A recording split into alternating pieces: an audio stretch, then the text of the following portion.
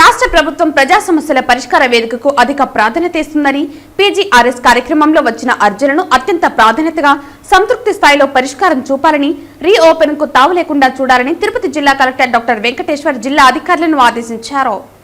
సోమవారం ఉదయం జిల్లా కలెక్టరేట్ నందు ఏర్పాటు చేసిన ప్రజా సమస్యల పరిష్కార వేదికలో జిల్లా కలెక్టర్ అర్జీదారులకు గౌరవప్రదంగా కుర్చీ ఏర్పాటుతో వచ్చిన అర్జీదారులకు తాగునీటి సౌకర్యం కల్పించి వారి సమస్యలను సావధానంగా వింటూ అర్జీలు స్వీకరించారు.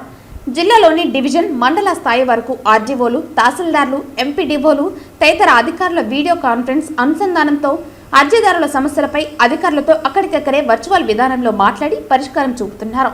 ఈ సందర్భంగా పీజీఆర్ఎస్ అర్జీలను నిర్దేశిత గడువులోపు పరిష్కరించాలని, పెండింగ్ అర్జీలను నిర్ణీత గడువులోపు అర్థవంతంగా పరిష్కరించాలని జిల్లా కలెక్టర్ అధికారులను ఆదేశించారు. జిల్లా కలెక్టర్తో పాటు జాయింట్ కలెక్టర్ శుభం మన్సల్, డిఆర్ఓ నరసింహులు తదితర అధికారులు ప్రజల నుంచి అర్జీలు స్వీకరించారు. వివిధ ప్రాంతాల నుంచి వచ్చిన అర్జీదారుల నుండి వినతులు స్వీకరించి ఆన్లైన్ నమోదుతో అర్జీదారులకు రసీదులు అందించారు.